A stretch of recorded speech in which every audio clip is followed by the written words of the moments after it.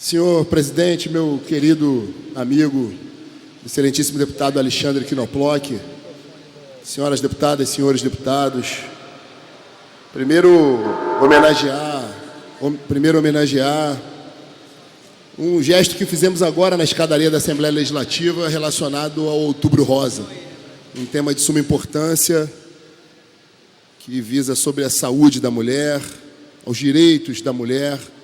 Eu sou um entusiasta dessa seara, inclusive quando tive a oportunidade de atuar como secretário municipal na Baixada Fluminense, atuei justamente nessa seara e ali tive a oportunidade de conduzir alguns projetos relacionados à saúde da mulher, à inclusão da mulher no mercado de trabalho, à garantia de que efetivamente a mulher tem o direito de estar onde bem entender e ter a sua saúde preservada, os seus direitos preservados e garantidos. Então, como um entusiasta da pauta, fico muito satisfeito de hoje estar trajando uma gravata rosa e ter participado da fotografia aqui nessa casa, diante de um tema tão importante, ressaltando e mandando meu afetuoso abraço à cidade de Nilópolis, onde tive no sábado, por ocasião do anúncio de obras do governo do estado na área de saúde, mais especificamente na UPA do Cabuís e na retomada das obras do Hospital JK, que sempre foi uma bandeira minha, inclusive um compromisso meu por ocasião da campanha eleitoral, e que tenho tentado atender não só a cidade de Nilópolis, mas todo o estado e principalmente a Baixada Fluminense, onde fui honrado com 25 mil dos 140 mil votos, 666 votos que tive na última eleição. Então, naquela cidade também, eu instituí a Casa da Mulher Nilopolitana e é um capítulo que muito me honra da minha história como gestor público. Senhor presidente, hoje não poderia me furtar de subir a essa tribuna para narrar o que ocorreu na comissão de orçamento dessa casa. Eu tenho a honra de presidir essa comissão, a confiança dos demais colegas em presidir uma comissão de suma importância para o andamento dos trabalhos legislativos, assim como outras comissões igualmente relevantes, a CCJ, por exemplo, e outras comissões mais. Um desafio, deputada Lucinha, eu diria, de compromisso com o Rio de Janeiro. É dever desse parlamento, por conta de uma imposição através da tripartição dos poderes, no princípio de Montesquieu, da autofiscalização, de um controle de um poder perante outro, e nós, do Poder Legislativo, temos a missão precípua de fiscalizar os atos do Poder Executivo, sobretudo no que tange a questão financeira e orçamentária. Então, cumprindo essa missão, assim como tenho reiteradas vezes, deputado Alexandre Knoploch, sei que Vossa Excelência, ao meu lado, é um dos deputados de maior participação e protagonismo no embate ideológico que se faz no plenário dessa casa. Eu me orgulho, inclusive, desse embate ideológico de nós confrontando ideias que consideramos ideias que não somam em absolutamente nada, ao contrário, que são destrutivas à cidade do Rio de Janeiro, a essas pautas malignas, eu diria, que certos grupos, sobretudo de esquerda, trazem essa casa, e nós aqui, graças ao resultado das urnas de 2018, somos a maior bancada, fruto da vitória de um pensamento conservador no Rio de Janeiro e no Brasil, que nos levou à vitória, que elegeu o presidente da República, Jair Bolsonaro, que elegeu 2 senadores aqui no Rio de Janeiro, o senador Flávio Bolsonaro e o senador Harold de Oliveira, e, sobretudo, que elegeu a maior bancada nessa casa, a maior bancada federal, e também o governador do estado, Wilson Witzel, que se elegeu no voto conservador, num voto que decidiu, por definitivo, romper com o sistema corrupto, decidiu romper com a roubalheira, com a incompetência que levou ao Rio de Janeiro numa situação tão drástica que levou com um rombo de mais de 13 bilhões e meio de reais. E aí, senhor presidente, eu hoje tive a oportunidade, como em diversas outras vezes, deputado, de dizer que os embates ideológicos são absolutamente saudáveis para a democracia e eles devem ser protagonizados aqui, no plenário soberano da Assembleia Legislativa. No entanto, a Comissão de Orçamento é uma comissão de aspecto técnico. E eu tenho tentado e conseguido dar, deputada Lucinha, o andamento com a tecnicidade necessária para avaliarmos ali os projetos de lei que passam por aquela comissão, e hoje não foi diferente. Deputada Lucinha. Eu queria cumprimentar o deputado Rodrigo Amorim, e já imaginava que a sua posição, seu pensamento, a sua posição política aqui, de rejeitar as contas do governador Pezão. Eu acho que seria muito salutar para essa casa rejeitar as contas do governador Pezão, tendo em vista que todo mundo viu o que aconteceu nos últimos 2 anos do governo do Pezão. Além do mais, deputado Amorim, o governo Wilton, se indicar para a base dele votar a favor das contas, está cometendo um erro. Que é mais fácil, hoje, essa casa que se posicionar e votar contra as contas do Pezão, através do encaminhamento que foi feito pelo Tribunal de Contas, e depois, mais na frente, o governador te dizer que ele já pegou o Estado quebrado, que a Assembleia Legislativa reprovou as contas do governador, como o Tribunal de Contas também. Então, ele sairia até muito bem perante a população, dizendo, não, eu peguei o Estado já quebrado. Tanto é que tanto o Tribunal de Contas quanto a Assembleia Legislativa votaram contra as contas do governador Pezão. Então, é nesse sentido que eu faço esse apelo, que eu fico ouvindo aqui, zum aqui dentro do plenário, que tem que aprovar, porque depois isso, acho que não tem nada a ver as contas do Pezão com isso. Quem roubou, quem se locupetrou, quem fez as grandes cagadas foi o governo Cabral, foi o governo Pezão, não tem nada a ver com a questão do governador Wilson. Então, eu acho que era bom, né, o senhor como governador, como deputado, alertar ao governador Wilson de que isso não faz bem para ele, para a imagem dele de homem público, porque essa casa aqui tem que cumprir o seu dever. Todo mundo sabe o caos que foi. Gestão Cabral, gestão Pezão. Então temos que rejeitar as contas através da solicitação do Tribunal de Contas e o governador refletir, que é mais fácil ele, na aprovação das contas dele daqui a um ano, ele dizer o seguinte, bem, eu já peguei o governo quebrado, tanto que a Assembleia e o Tribunal de Contas votaram pela rejeição. Isso é só no sentido de demonstrar o carinho que eu tenho por Vossa Excelência, no sentido de mostrar para o governador que ele está indo por um caminho errado. Ele não pode simplesmente aceitar que a base dele vote a favor dessas contas, que faz conta que não investiu-se nada em educação, nada em saúde, nada em benefício da população. E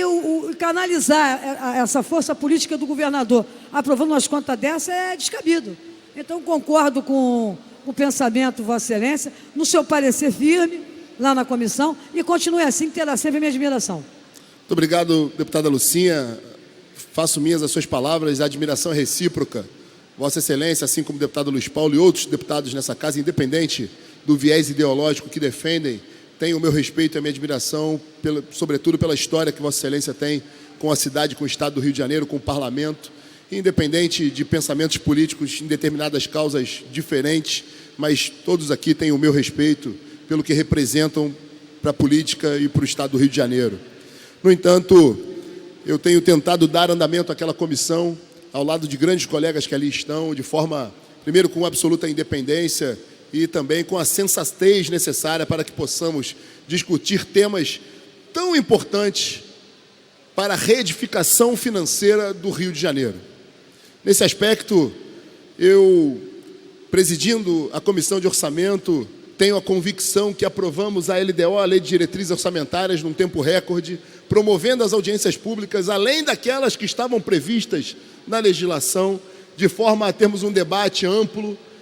principalmente com os pilares temáticos que o Estado do Rio de Janeiro necessita para sair da crise: saúde, educação, enfrentamento à criminalidade. Ouvimos ali o governo do Estado, a sociedade civil, e elaboramos com os demais deputados dessa casa que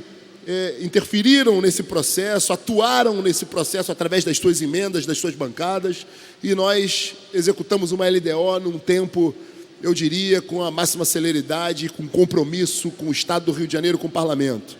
Da mesma forma, recebemos as contas, aliás, o parecer prévio do Tribunal de Contas do Estado do Rio de Janeiro, órgão esse que também vem passando por um processo de reedificação institucional, assim como essa casa vem promovendo um processo similar, e me deparo com um parecer técnico do tribunal, senhor presidente. Vossa Excelência teve acesso a ele, um parecer de quase 1000 páginas, deputada Lucinha, onde ali está uma radiografia pormenorizada da situação financeira do Rio de Janeiro e, mais do que isso, do absoluto desrespeito com que a gestão anterior do ex-governador Luiz Fernando Pezão teve com as contas desse Estado. Num passado muito recente, me recordo das forças policiais nas redes de televisão, na imprensa, narrando uma situação vexatória dos policiais, e dou o exemplo dos policiais, mas poderia fazê-lo com qualquer outro segmento do serviço público, mas me permito dar o exemplo dos policiais, que são aqueles que eu tenho arduamente defendido aqui nessa casa, que são a nossa última fronteira com o caos, e no entanto ficaram agonizando meses e meses sem salário, fruto de uma ampla roubalheira e incompetência por parte desse governo, o qual avaliamos as contas hoje. E para meu espanto e perplexidade, deputada Lucinha, muitos deputados que ali sustentaram o voto favorável à aprovação das contas, o fizeram sustentando uma teoria de que o Rio de Janeiro está afundado no mar de lamas, que o Rio de Janeiro está quebrado, que o Rio de Janeiro está vivendo um processo de recuperação fiscal, que está no meio de uma calamidade financeira. Isso tudo é absolutamente verdade. Agora, da mesma forma que usaram máximas do direito e teorias do direito para sustentar o seu voto, eu não posso permitir que uma teoria do direito que se aprende logo nos primeiros momentos da faculdade de Direito, que é se valer da própria torpeza para justificar algo irregular, ilegal, ilegítimo. Eu não posso admitir que seja trazido à baila no momento que nós estamos avaliando as contas deste que foi, sem sombra de dúvida, o pior capítulo da nossa história. Aliás, hoje na Comissão de Orçamento nós protagonizamos o último ato deste que foi o pior capítulo da nossa história recente. Eu não posso admitir que alguns deputados tragam como argumento, como fundamentação jurídica e lógica, a própria torpeza daqueles que criaram essa aberração, esse caos, essa calamidade que o Rio de Janeiro tem vivido. Aqueles que foram avaliados hoje, os gestores da conta de 2018, são aqueles que efetivamente destruíram o Rio de Janeiro, levaram as nossas contas à bancarrota, que faliram esse Estado e fizeram com que a população fluminense sofresse tantas mazelas. E aí, senhor presidente, eu, por óbvio, não posso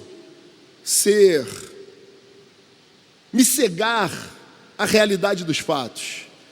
Evidentemente que quando analisamos as contas de um governo, nós olhamos para trás. Evidentemente que quando nós avaliamos as contas de um determinado exercício financeiro, a gente não pode fazer isso de forma isolada, olhando tão somente para aquele exercício, mas principalmente olhando para tudo o que aconteceu nos antecedentes. E por óbvio, temos que analisar as contas além de utilizar a técnica, de utilizar a fundamentação jurídica e contábil que nos foi trazida pelo Tribunal de Contas. Nós temos o dever de analisar as contas sobre o aspecto político, claro, por que não? Até porque o soberano plenário dessa Assembleia, ele é um órgão político, mas principalmente com bom senso. Então, aqueles que tiveram a oportunidade de ler o meu parecer na íntegra, percebem que eu tive um absoluto bom senso para observar, por exemplo, as questões referentes ao cumprimento de alguns índices. Levei em consideração, sim, o estado de calamidade que o Rio de Janeiro vivia e vive. Levei vários aspectos em consideração, não somente a letra fria da lei. No entanto, eu não posso me furtar, senhor presidente, para concluir, de citar, por exemplo, mais de 1,5 bilhão, deputada Lucinha, de pedaladas que foram realizadas pelo ex-governador. Eu não posso deixar de citar que os municípios fluminenses, que tanto defendemos aqui nesse plenário, sofreram um calote de mais de 42 milhões de reais. E para municípios de pequeno orçamento, esse repasse significaria e significa 5%, 10% do seu orçamento total, o que faz com que municípios como Cachoeira de Macacu, por exemplo, nesse exato momento, que faz com que as crianças daquele município estejam sem aula, talvez esses repasses que foram fruto de um calote do governo, o qual analisamos as contas, se tivesse efetivamente chegado a esses recursos, aquelas crianças não estariam sem aula. Alguns serviços importantes, como serviços de saúde, não seriam interrompidos ou tão mal servidos. Então eu não posso me cegar e ser infiel, não só com os 140.666 eleitores que me elegeram, mas sobretudo com toda a integralidade da população fluminense. Senhor presidente, eu não posso deixar, por exemplo, de citar que além de 1,5 bilhão de pedaladas, além de 42 milhões de calotes aos municípios, além de 200 milhões de reais que foram pagos pelo governo Pezão, sem nenhum registro contábil, sem nenhum instrumento jurídico que justificasse o gasto, e muito menos, tampouco, sem nenhum empenho como manda a lei. Isso é um tapa na cara do cidadão, das nossas contas, essa falta de transparência, essa desídia e essa gestão temerária caracterizada pela forma com a qual o governo anterior geriu as suas contas, as nossas contas dos cidadãos do Rio de Janeiro, foram o motivo pelo qual eu votei pela rejeição das contas. E para finalizar, senhor presidente, há um aspecto que é de suma importância nesse relatório, que é justamente aquele que talvez, por um prisma, seja o mais subjetivo, mas sem dúvida nenhuma, a meu ver, salvo o melhor juízo, o mais relevante de todos para ensejar essa reprovação, que foi exatamente, deputado Salema, a falta de ação, a inércia, a omissão, a apatia, a incompetência, a desídia e, sobretudo, a falta de responsabilidade e zelo que o ex-governador Luiz Fernando Pezão teve ao observar um rombo em nossas finanças de 13 bilhões e meio, e sequer apresentar um planejamento para nos mostrar a radiografia dessa crise e tentar buscar ali uma estratégia para que, ainda que fosse em longo prazo, que será, pudéssemos sair dessa crise. Deixo claro aqui que, por exemplo, o atual governo, na sua primeira semana de gestão, enviou a esta casa o secretário de Fazenda com a sua equipe técnica e numa audiência conjunta de 3 comissões, dentre as quais a Comissão de Orçamento, apresentou na primeira semana um diagnóstico da crise e as perspectivas para que pudéssemos sair dessa crise. Então, essa falta de respeito, essa gestão temerária e essa irresponsabilidade me fizeram, sem sombra de dúvida, não por nenhum apelo político, não para agradar segmentos políticos, mas, sobretudo, num gesto de absoluto comprometimento e responsabilidade e fidelidade com aqueles que me confiaram o voto e com o compromisso da minha vida pública, que eu tenho certeza que terei muitos capítulos pela frente, eu não poderia trazer para a minha história uma mancha tão terrível e que encerraria um ciclo tão nefasto para o Rio de Janeiro. Então, quero dizer que, com toda a sensatez, a cabeça erguida e a independência necessária e, sobretudo, com absoluto amor, carinho, zelo pelo Estado do Rio de Janeiro, eu fiz o meu relatório, elaborei o meu relatório, alicerçado na técnica, nos elementos jurídicos e contábeis que ali estavam exarados, mas, sobretudo, num gesto político de absoluto respeito ao cidadão do Estado do Rio de Janeiro, e desta forma votei pela rejeição das contas do ex-governador Luiz Fernando Pezão. Muito obrigado, senhor presidente.